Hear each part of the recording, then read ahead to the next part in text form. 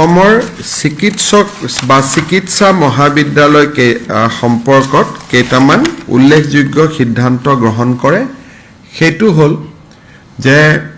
যেতিয়া এজন ৰেজিষ্ট্ৰাৰ বা মেডিকেল কলেজৰ ফেকাল্টি হিচাপে এজন ব্যক্তিয়ে যোগদান কৰিব বা এজন ডক্টৰে যোগদান কৰিব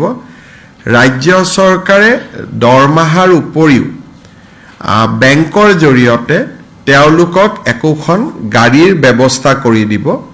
যাৰ মূলধনটো তেওঁলোকৰ দৰমহাৰ পৰা কটা হ'ব কিন্তু সুদখিনি সম্পূৰ্ণ ৰাজ্য চৰকাৰে বহন কৰিব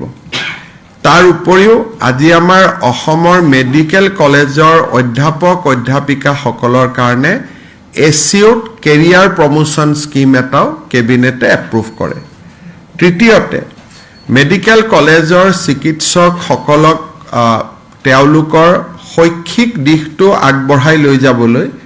বছৰত দুখন সেমিনাৰ নেশ্যনেল লেভেল সেমিনাৰত অংশ লবৰ বাবে ৰাজ্য চৰকাৰে তেওঁলোকক অনুমতি দিব আৰু এই সেমিনাৰ দুখনত অংশ লবৰ বাবে তেওঁলোকে ছুটিও পাব আৰু সেমিনাৰত অহা যোৱা আৰু হোটেলত থকা খৰচো ৰাজ্য চৰকাৰে তেওঁলোকক উভতাই দিব ঠিক সেই ধৰণে প্ৰত্যেক বছৰে প্ৰত্যেক দুবছৰৰ মূৰত এছিয়াৰ যিকোনো এখন দেশত তেওঁলোকে সেমিনাৰ এটেন্ড কৰিবৰ বাবে যাব সুবিধা পাব